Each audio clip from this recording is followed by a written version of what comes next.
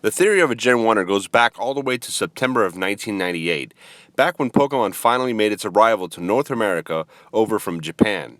The anime show was a huge success, and that's because of the fact that it pretty much showed a 10-year-old boy around the same demographic as many of us back in the day who actually got into the show on his way on his journey to become a Pokemon master. The goal of a boy going on his own adventure at that time was pretty badass because let's face it, there's no such thing in the real world as 10-year-old kids going out on their own journey around the world. That just doesn't happen. I mean, no parent's going to allow that to happen, right? Unless they're a shitty parent. So, it was pretty badass that Ash wanted to be a Pokemon master at the age of 10. And the whole goal was to capture these creatures, raise them, train them, battle with them, and watch them evolve into stronger, bigger creatures. And of course, to go collect 8 gym badges and become the best Pokemon trainer and go and, compete in the Pokemon League. It was a simple but yet very badass approach to a cartoon show at the time. And the fact that the video games were coming out shortly after Red and Blue in that same month, everybody was going crazy. And that's because of the fact that we figured, hey, this is gonna be finally our time, man. We can do the same thing Ash is doing. This is badass. I can't wait to start my journey. I want to catch this Pokemon. I want to catch that Pokemon. I mean, I remember everybody was obsessed with Pidgeotto. Everybody was like so obsessed with him. They wanted to catch a Pidgeotto. Everybody wanted to get Ekans and Coffin because of Team Rocket. The knowledge of the Pokemon at the time was very limited. So we only were based off of the show, whatever little mini comics or mini inserts that the Nintendo Power Magazine will come out with, and of course the Pokemon trading cards, were a hit as well. I mean, that turned into a black market. I remember kids were actually getting beat up and their cards stolen. People were actually battling and trading for money and cash. I mean, it was just basically, it was crazy. The same thing, I remember going to school one day and I saw, these kids were basically linking up with link cables and they were battling pretty much for money, for their lunch money. So it was intense. The Pokemon phenomenon, the fever that existed in the late 90s and early 2000s, that has yet to this day ever been replicated. Pokemon is still huge and it's still big. However, it does not carry the same impact that it did when it first came out in the late 90s, and it didn't carry over that same impact like it did all throughout the early 2000s. Now, the theory of a Genwunner, you have to understand that I think the reason why that was actually born to begin with was because of the fact that the show and the game together shared a very precious bond to a lot of Pokemon fans. It was the first 150, soon to be 151, and the show and the game were actually in sync together. They follow pretty much a lot of similarities to each other. So a lot of people playing the game that were also in love with the show pretty much felt like connected with it, as if we were all growing with the show because of it. And, it was badass, I mean, for a lot of people. Now, I'm not a Gen 1, don't get me wrong. I love Gen 2, Gen 3, and I actually did like Gen 5. I don't really like Gen 6 too much because it's too easy. But I think the reason why Gen 1ers were born and created into an aggressive breed at that time, I think that actually really didn't start happening to Gen 3. The reason why a lot of Gen 1ers won't tell you this is because of the fact that it kind of defeats the purpose of the definition of the name. But Gen 1ers actually are more accepted to Gen 2 because of the fact that, let's face it, a lot of the Pokemon clearly that were in Gen 2 were actually supposed to be in Gen 1 anyways. Okay, that was already told to us way early on in the prospect. That was mentioned a few times in Nintendo Power articles. And on top of that, it was pretty much a sequel to Red and Blue. So a lot of Gen 1ers and a lot of, Pokemon fans at the time fell in love with Gen 2 because on top of Gen 2 being a great game all together on its own, but it was a sequel. It pretty much tells you it takes place 3 years after. They talk about Red. They talk about how he defeated Team Rocket, took down the organization.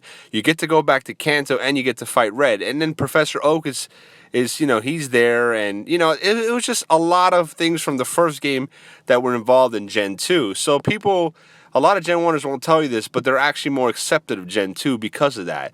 The real problem started pretty much when Gen 3 came out.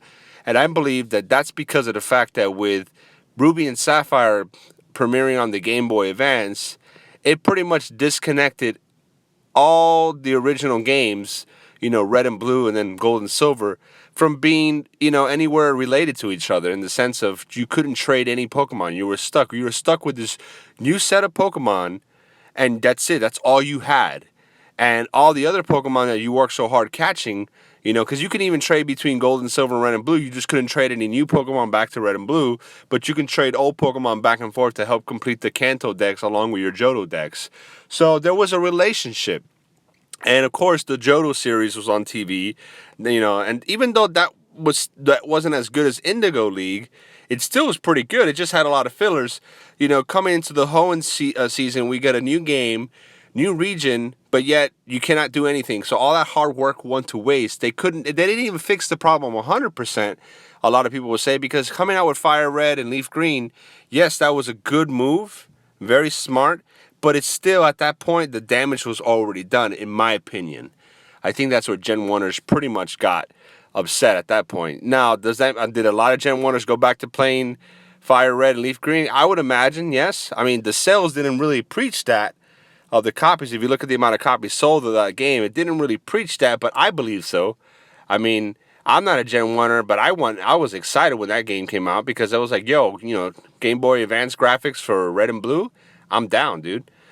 But however, I think Genwunners at that point, the damage was already done. With the anime, anime wasn't so bad during the Hoenn saga, or the Hoenn region, should I say. But there was already that disconnect attempt. And I think another thing that really gave birth to a lot of Genwunners was pretty much right at that point during the Hoenn season when it ended and they started doing the Battle Frontier. Literally shortly after, they changed all the voice actors. So all the voice actors and all the script writers that, helped make the English dub script actually funny and, and appeal to all different age brackets, those people were no longer there. And so because of that, you took your childhood voices that you grew up with, you removed them, you changed them, you hire all these new writers and directors and everything over in Japan that handle the actual original anime. And then on top of that, you got a new, new faces handling the English dub with these horrible voices. Now I'm saying horrible voices because I'm just gathering the majority of opinion and I'm just throwing it out there. In my opinion, I don't really care about the voices because at this point, I'm not really too much into the show anymore. However, that is pretty much kind of what started creating birth to a lot of what I call Genwunners. Because, dude, I started playing back in 1998 when they first came out, when Pokemon first came out in the United States. And I can tell you, Genwunners didn't really start happening into Gen 3. Where it started popping up online on the forums, where people started going on IGN and GameFAQs talking smack, where people in school were just basically ranking on other players that pulled out their Game Boy Advance. It didn't really start happening hardcore and become well known in the internet until around Gen 3. And I think that's the reason why. I mean, Indigo League, people can say whatever they want to say about it, but if you think about it, you look back, it's, on actual ratings, it had the highest ratings out of all the different seasons that came out after. Even though Johto still had really good ratings, and then Hoenn was still all right, but you can already see the decline. Indigo League had probably the best theme song. Let's face it, that's the iconic Pokemon theme song sung by Jason Page. That hands down is unbeatable. That's a theme song on its own. If you want to compare the other theme songs, they're still good. I like a lot of the theme songs, but I'm not going to get into any fights with anybody. I know that if I even try to put the original theme song into comparison, I'm going to get a lot of hate because for a lot of people, you cannot touch that song. That was the one that started it. That was the main one. And to this day, Nintendo and Game Freak, they classify that as the actual theme song to Pokemon in general. They don't just classify it as the theme song for the first season. It is classified as the actual theme song. So I'm not going to mess with that theme song at all because I already know people are going to freaking start throwing rocks at my car. But, I mean, Indigo League is the one that pretty much what introduced us to Pokemon and pretty much helped us build a relationship to it. And I think a lot of Genwunners really stuck to that. They really held that dear to their hearts because as they were playing the game, they were growing just like the show was growing, just like Ash was growing in the sense where he was discovering all these new things. As Ash was learning about Pokemon, so were we.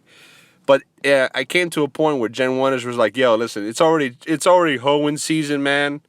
If you still don't know how to fucking play Pokemon, Come on, Ash. And that's where the frustration started happening. And I noticed a lot of people were like, man, back in Gen 1, it was awesome. It was this and this and this. Everything else started sucking, dude. And that's where I noticed that. I started seeing that a lot. So my theory of a Gen 1er pretty much goes back to, around that time frame when things were happening and little by little things were being taken away from them. Now, instead of seeing the good from it, people were only seeing the bad. And that's because I feel like maybe the bad affect them even more. There's other things you can get into as far as, Pokemon designs and creativity, but, in my opinion, that doesn't really fly too far. I mean, every generation has bad design Pokemon. It just depends on how you see it. But anyways, guys, this is my theory of why I believe Genwunners really were, like, how they gave birth to themselves, pretty much how they came into this universe. Anyways, let me know what you think in the comments below. Peace.